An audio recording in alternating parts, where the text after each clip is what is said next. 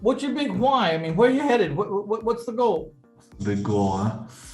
Man, I think just like if in like a deep perspective, like I just, want to do what I want when I want type of stuff. But as far as like a more practical thing, honestly, I just want a big house on the water and no worries, and I don't want money to be a worry. I want like my family, my friends care of, and I also want to create a bunch of like really successful people in our organization.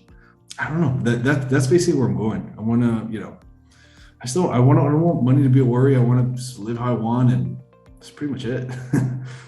I feel Yeah. So people ask me why I still do this, because well, if you have so much money, why are you doing all this stuff? I said, well, I mean, I've been retired and sat down and what do you? I mean, that's boring as hell. I What do mean, you do then?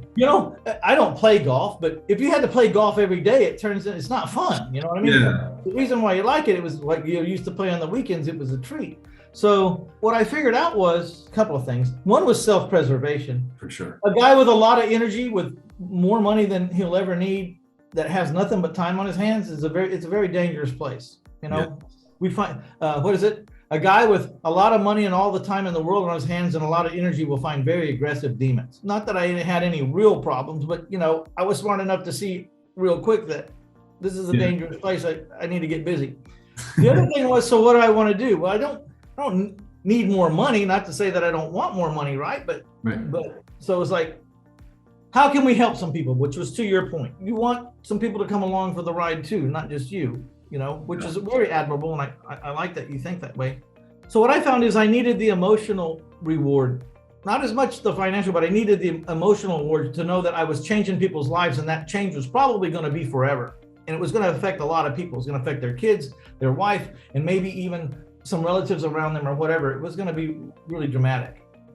Yeah, no, I mean, probably the greatest feeling last year was that two of our people, for the first time ever, did made personally over 150 grand because of our company.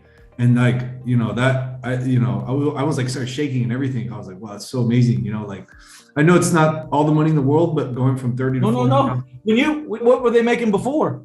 between 30 to 50,000 a Yeah, year. yeah, yeah, yeah. So 150 is a lot of money. That's life altering money. That's Yeah, eye opening money. That's money that now they can step out and go to a $3,000 seminar, or you know what I mean. You have a little room to start getting enlightened at a faster pace. I mean, let's face it. When you're making $30,000, I mean, you don't have you're so tight. You're worrying about a dollar for gas. You know what I mean?